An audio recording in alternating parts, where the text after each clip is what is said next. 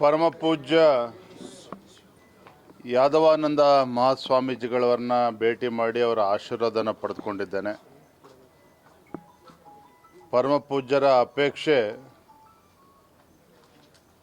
ಏನು, ನಮ್ಮ ರಾಜ್ಯದಲ್ಲಿರುವಂತಹ ಕಾಡುಗೊಲ್ಲ ಸಮುದಾಯವನ್ನು ಎಸ್ಟಿಗೆ ಸೇರಿಸಬೇಕು ಅಂತೇಳಿ ಹಲವು ದಶಕಗಳ ಒಂದು ಹೋರಾಟ. ಆ ಸಮಾಜಕ್ಕೆ, ಆ ಸಮುದಾಯಕ್ಕೆ ನ್ಯಾಯ ಸಿಗಬೇಕು. ಹಿಂದೆ ಸನ್ಮಾನ್ಯ BS ಯಡಿಯೂರಪ್ಪನವರು ಸಹ ಈ ವಿಚಾರದಲ್ಲಿ ಕೆಲವು ನಿರ್ಧಾರಗಳನ್ನು ಕೂಡ ಮಾಡಿದರು. ಹಾಗಾಗಿ ಇದನ್ನು ತಾರ್ಕಿಕ ಅಂತ್ಯಕ್ಕೆ ತೆಗೆದುಕೊಂಡು ಹೋಗಬೇಕು.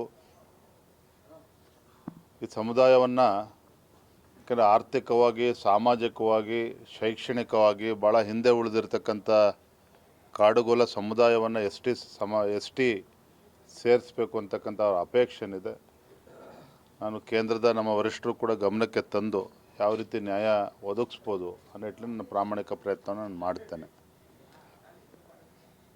ಮತ್ತೊಂದೆಡೆ